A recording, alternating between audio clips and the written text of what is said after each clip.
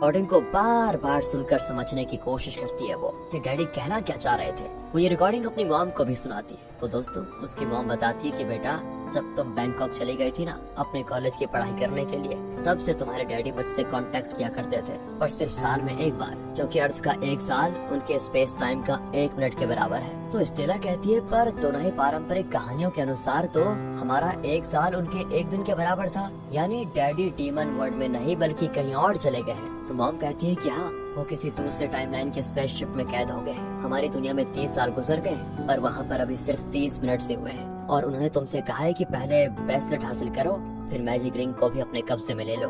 उस magic ring को फिर बेसमेंट में जाकर एक्लिजेनेसिस को एक्टिवेट करने के लिए यूज करो। स्टेला पूछती है कि कौन से बेसमेंट में? तो उसकी मॉम बताती है कि रामा सन मिलिट्री कैंप के बेसमेंट में। साथ ही उन्होंने जो कोऑर्डिनेट्स बताए हैं उसे यूज करो। इससे तुम अपने डैड को वापस लाकर गांव वालों का मुंह बंद कर सकती हो बेटा, क्योंकि तुम्हारे डैड हमें छोड़कर नहीं भागे और मैं मरने से पहले एक बार उन्हें देखना चाहती हूँ। यहाँ स्टेला अपनी मॉम से वादा करती है कि मॉम मैं डैडी को किसी भी हालत में वापस लेकर आऊंगी। दूसरी ओर कॉन्ग कहता है कि मैं स्टेला के घर जा रहा हूँ, उसे अपनी बाइक ठीक करवानी है। इस पे तिथि कहता है कि नहीं नहीं मैं अभी बाजार जा रहा हूँ, जब मैं वापस आ जाऊंगा तो तब तुम मेरे साथ वहाँ चलोगे, अकेले जाने की जरूरत नहीं है। कॉन्ग भी कहता है कि मैं कोई बच्चा थोड़ी ना हूँ डैड, मैं जा सकता हूँ स्टेला के घर। मगर तिथि गुस्सा हो जाता है और कहता है कि मैंने कहा ना मैं तुम्हें अकेले कहीं जाने नहीं दूंगा, तुम्हें जाना है तो मेरे साथ ही जाओगे। तो दोस्तों कॉन्ग को हमेशा उसके डैड इसी तरह ट्रीट करते हैं। वो कॉन्ग को लेकर बहुत ओवर प्रोटेक्ट है, क्योंकि कॉन्ग के बचपन में कुछ तो घटना घटी होगी जो तिथि दोबारा नहीं होने देना चाहता। तिथि फिर कॉन्ग को समझा बुझाकर मार्केट चला जाता है और उसके जाने के बाद स्टेला अपने एक्स हस्बैंड के साथ कॉन्ग के पास आती है और उसे बहला फुसला देती है कि तुम अपने डैड का ब्रेसलेट कुछ देर के लिए हमें दे सकते हो क्या? काम हो जाने के बाद हम वापस कर देंगे। कॉन्ग कहता है कि देखो उसे लेना आसान बात नहीं है, डैड उसे किसी को टच तक नहीं करने देते। तब स्टेला कहती है कि तुम्हारे डैड के पास जो ब्रेसलेट है ना, ठीक वैसा ही ब्रेसलेट मेरे डैड के पास भी था। वो दोनों के जंगलों में किसी खास चीज की तलाश में गए थे और फिर कभी वापस नहीं आए। देखो तुम्हारे डैड हमेशा दोनों के जंगल में आते जाते रहते हैं, मगर गांव वालों को वहां जाने से मना करते हैं। उस जंगल में कोई तो राज की बात है जो दफन है, जिसका पता हम उस ब्रेसलेट के जरिए ही लगा सकते हैं। तुम्हें कुछ अजीब नहीं लगता? इन 30 सालों में ना तो तुम और ना ही तुम्हारे डैड की उम्र जरा सी बढ़ी है। क्या तुम दोनों की एज उस ब्रेसलेट की वजह से रुकी हुई है? तुम्हारे डैड तुम्हें कैदी की तरह ट्रीट करते हैं, तो तुम इन सब के पीछे की सच्चाई को जानना नहीं चाहोगे? और इस तरह करके दोस्तों स्टेला की बातों में कॉन्ग आ जाता है और रात में जब उसके डैड सो रहे होते हैं तो वो उनके बेड के साइड में से वो ब्रेसलेट चुपके से उठाकर स्टेला के पास आ जाता है। साथ ही उसने अपने डैड की गन भी चुरा ली थी। अब अगले सीन में स्टेला, उसका एक्स हस्बैंड और कॉन्ग दोनों के जंगल में होते हैं। वहाँ थोड़ी दूर में गाड़ी में इन्होंने वेलन को रखा होता है। वेलन कॉल करके अपनी मॉम से कहती है कि मॉम मुझे बहुत डर लग रहा है और लगता है गाड़ी के पास कोई है। तो स्टेला उससे कहती है कि चाहे कुछ भी हो जाए बेटा तुम गाड़ी के अंदर ही छिपे रहना, जब तक मैं ना हूँ तब तक दरवाजा मत खोलना। और दोस्तों हम गाड़ी के नजदीक एक अनजान लड़की को देखते हैं। इधर ये लोग मैजिक रिंग तक पहुंच जाते हैं। स्टेला ब्रेसलेट पहनकर मैजिक रिंग की ओर हाथ करती है तो मैजिक रिंग एक मैजिक बॉल में बदलकर स्टेला के हाथों में आने लगती है। तभी वहाँ वो अनजान लड़की आ जाती है और वो अजीब जानवर की तरह आवाज निकाल रही होती है। उसकी बॉडी में भी कुछ तो लोचा हो जाता है दोस्तों। धीरे धीरे वो डीमन में बदल रही होती है। ये वही डीमन है जिस पर टॉम ने उस समय हमला किया था। तो जैसे ही वो मैजिक बॉल स्टेला के हाथ में आती है तब तक वो लड़की पूरी तरह से डीमन में बदल जाती है और उस पे कॉन्ग गन से शूट कर देता है। तब उससे भी एक विजन आते हैं जिसमें वो एक स्कूल में है और कोई उस पे गोली चला रहा है। इसी के साथ दोस्तों कॉन्ग बेहोश होने लग जाता है। तब स्टेला और उसका एक्स हस्बैंड मिलकर उसे गाड़ी के पास लेकर आते हैं। वो वेलन से दरवाजा खोलने को कहते हैं। इनके पीछे डीमन भी पड़ा हुआ है। ये जल्दी से कार में बैठकर वहाँ से निकल जाते हैं और जैसे ये निकलते हैं वैसे ही वहाँ पर तिथि आ जाता है। वो इन लोगों को भागते हुए भी देख लेता है और डीमन को दर्द की वजह से चीखते चिल्लाते भी देखता है, क्योंकि कॉन्ग ने डीमन को गोली मार दी थी। तिथि को समझ नहीं आता कि अब क्या करें। इधर ये लोग जल्दी से रामा सन मिलिट्री कैंप पहुंच जाते हैं जिसमें ताला बंद है। ये कैंप वैसे काफी वक्त से बंद पड़ा हुआ है, तो ये लोग ताला तोड़कर अंदर घुसते हैं और फिर जल्दी से उसके बेसमेंट में जाते हैं। वहाँ जाते ही मैजिकल बॉल में रोशनी हो जाती है। कॉन्ग दोस्तों फिर वहाँ का पावर ऑन करता है तो चारों ओर लाइट्स जल जाती है। वहाँ पर इनको एक ब्रीफकेस जैसा कुछ मिलता है जिसे खोलने पे उसके अंदर एक मशीन होती है और उसमें कुछ खांचे बने हुए होते हैं। उसे स्टेला अच्छे से देखती है और रियलाइज करती है कि इस ब्रेसलेट को इस खांचे में फिट करना है, इसलिए वो तुरंत ही ब्रेसलेट को उसमें डाल देती है जिससे वो डिवाइस ऑन हो जाता है और रेडियो फिर से टॉम से कनेक्ट हो जाता है। टॉम अपनी वाइफ को ढूंढ रहा है पर स्टेला बताती है कि डैड ये मैं हूँ आपके स्टेला। वो कहते हैं कि तुम्हारी आवाज तो काफी मैच्योर हो गई है, कौन सा साल चल रहा है वहाँ पर? तो वो इमोशनल होते हुए कहती है कि ये साल 2023 है डैड, 30 साल गुजर चुके हैं। उस रात क्या हुआ था डैड, बताइए, आप कहाँ चले गए थे? तो टॉम कहता है कि देखो बेटा, मैं जो कहने वाला हूँ मैं जानता हूँ कि उस पर यकीन करना थोड़ा मुश्किल है तुम्हारे लिए, पर मैं एक CIA एजेंट हूँ और मैं एक मिशन पर आया था जिसमें मुझे टकली जेनेसिस प्रोजेक्ट के डिवाइस को वापस लेकर जाना था। पर उस रात मुझसे गलती हो गई थी। मेरे पास जो ब्रेसलेट था ना, वो रियल ब्रेसलेट की कॉपी थी जिसने सही से काम नहीं किया और मैं एक दूसरे ही यूनिवर्स के खाली स्पेसशिप में फंस गया जिसका फ्यूल भी अब खत्म होने वाला है, ऑक्सीजन की भी कमी हो रही है। तो क्या तुम ब्रावो 125 कहकर हेल्प मांग सकती हो? स्टेला बताती है कि मैंने उस रात भी हेल्प मांगा था डैड, और अभी भी, मगर कोई जवाब नहीं आ रहा। पर हाँ, मेरे पास अभी टेक्ली जेनेसिस मशीन है डैड, मैं आपको वापस लेकर आऊंगी कैसे भी करके, बताइए मुझे क्या करना है। तो टॉम कहता है कि बेटा ये इतना आसान नहीं होने वाला, तुम्हें जो मैजिकल रिंग मिला है उसमें 5 रिंग्स थे। पहला रिंग ग्रेविटी कंट्रोल रिंग है जो ग्रेविटी को कंट्रोल करता है, दूसरा रिंग एर्नोमीटर रिंग है, थर्ड रिंग टाइम रिंग है और लास्ट 2 रिंग लॉन्गिट्यूड और लैटिट्यूड है जिससे आप लोकेशन कोऑर्डिनेट को कंट्रोल कर सकते हैं। मगर लास्ट टाइम ट्रेवलर के एक्सीडेंट की वजह से ग्रेविटी रिंग और पैरनोमीटर रिंग 2 अलग अलग टाइमलाइन में चली गई है। ग्रेविटी रिंग उड़ान देने के 500 BC में है, वहीं पैरनोमीटर्स 2223 में, यानी कि 200 साल फ्यूचर में। जब तक ये दोनों पार्ट्स नहीं मिल जाते तब तक ये टाइम मशीन सही से काम नहीं करेगी और मैं वापस नहीं आ पाऊंगा।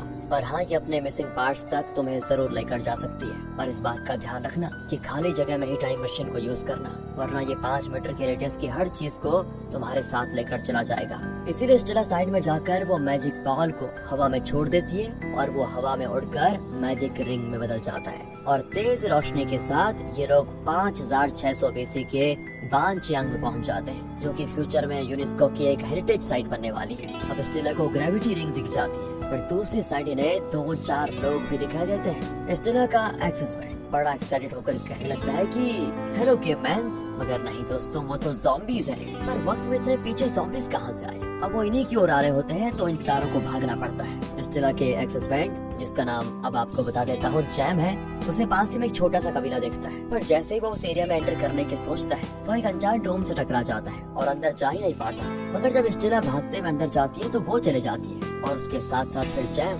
वेलन और कॉन्ग भी अंदर चले जाते हैं। कुछ देर के बाद जैसे वो ज़ॉम्बीज आते हैं तो वो भी इनविजिबल डोम से टकरा जाते हैं, उन्हें करंट्स के झटके लगते हैं। इस तरह स्टेला और उसके साथियों को बैनचियांग सिविलाइजेशन के लोग देवदूत समझकर खाने पीने की चीजें ऑफर करते हैं। पर इनसे दोस्तों स्टेला को थोड़ा डर भी लग रहा होता है। वो वेलन को अपने नजदीक रहने को कहती है, मगर वेलन तो कबीले की एक छोटी सी बच्ची मॉर्विन के साथ खेलने में बड़ी बिजी हो गई है। अब स्टेला यहाँ पर अपना थोड़ा दिमाग लगाती है कि ये कबीले के लोग शायद इस इनविजिबल डोम में कैद हो गए हैं, इसलिए इनके पास खाने पीने की चीजों की किल्लत हो गई है और ये हमसे हेल्प मांग रहे हैं। लेकिन इस इनविजिबल डोम की वजह से ही ये ज़ॉम्बीज से बचे हुए हैं, ये भी देखने वाली बात है। तो अगर हम ग्रेविटी रिंग को लेकर चले जाएंगे तो ये इनविजिबल डोम भी खत्म हो जाएगा, तो तब इनकी हिफाजत कौन करेगा? इस पे जैम कहता है कि ऐसे भी ये सिविलाइजेशन लुप्त होने वाली है, वो प्यास से कुछ ही दिनों में मर जाएंगे, इसलिए बेहतर होगा कि हम इमोशनली इनसे कनेक्ट होने के बजाय अपना काम खत्म करके यहाँ से निकल लें, क्योंकि अभी तो हमें फ्यूचर में भी जाना है। इसलिए वो अपने फोन में उन कबीले वालों की फोटो क्लिक करके उनको दिखाता है। इस तरह वो इन्हें डिस्ट्रैक्ट कर रहा होता है। वहीं दूसरी ओर कॉन्ग ने ब्रेसलेट और वो मैजिक बॉल ले लिया था। वो थोड़ी साइड में जाकर उसे एक्टिवेट करता है, जिससे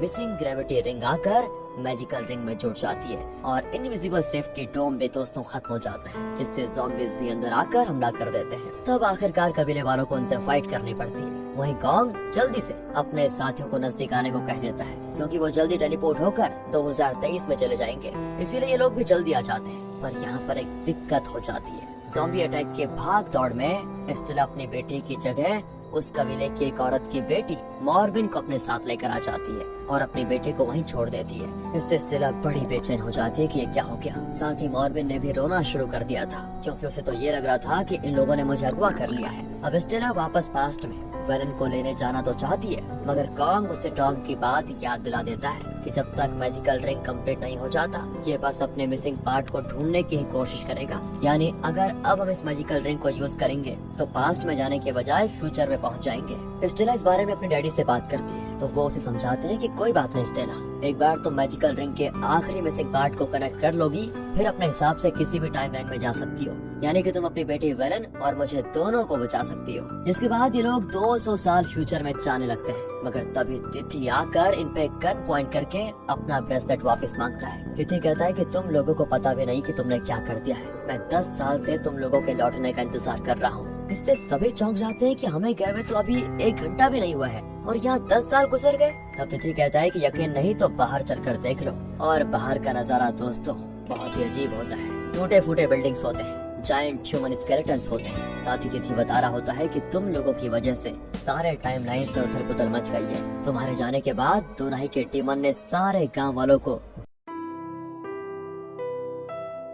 बिलोंग करता हूँ, इसलिए मैं तो वापस नहीं आ रहा, मगर तुम लोग अपने टाइमलाइन में चले जाओ। तब स्टेला और मॉर्विन 2024 में चले जाते हैं वेलन को लेने के लिए। मगर वहाँ वो देखते हैं कि मॉर्विन की मॉम को ज़ॉम्बीज और भी कई जगह बाइट करके अपनी तरह ज़ॉम्बी बना चुके हैं। स्टेला को अपनी बेटी वेलन तो मिल जाती है, मगर मॉर्विन अपनी आंखों के सामने अपनी मॉम को इस हाल में देखकर बहुत ज्यादा डर जाती है। तब स्टेला मॉर्विन और वेलन दोनों को लेकर 2023 में चले जाती है और वहाँ जाने के बाद वो रियलाइज करती है कि उसके पेट में भी एक गोली लग गई है, यानी कि स्टेला के पेट में। तो अब वो यूनिवर्स को रिसेट करने की हालत में नहीं होती, इसीलिए वो वेलन को सारी बात समझाती है कि क्या क्या कैसे करना है और वेलन उनकी बातों को फॉलो करती है। तभी दोस्तों वहाँ पर वो डीमन भी आ जाती है। उसे मॉर्विन एक हथियार से डराकर दूर रखने की कोशिश करती है और इधर यूनिवर्स रिसेट होने लग जाता है। स्टेला को अपनी मॉम और डैड की आवाज आती है। स्टेला उनसे कह रही होती है कि मैं एक फेलियर हूँ, मैं फेल हो गई। उसके डैड कहते हैं कि असल में ये सब कुछ मैटर ही नहीं करता,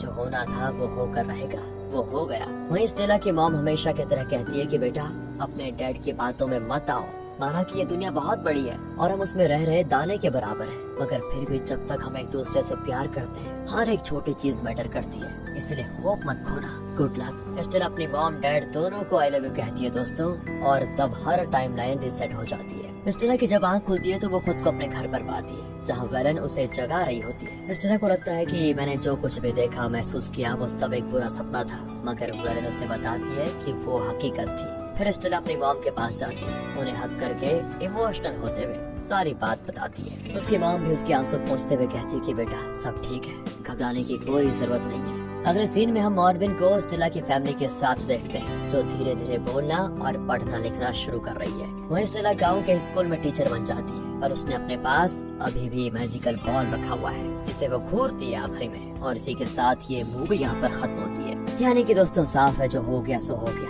बदला नहीं जा सकता। बाकी अगर आपको वीडियो अच्छी लगी हो, स्टोरी अच्छी लगी हो, एक्सप्लेनेशन अच्छा लगा हो तो लाइक कीजिए, चैनल को सब्सक्राइब ध्यान रखिएगा।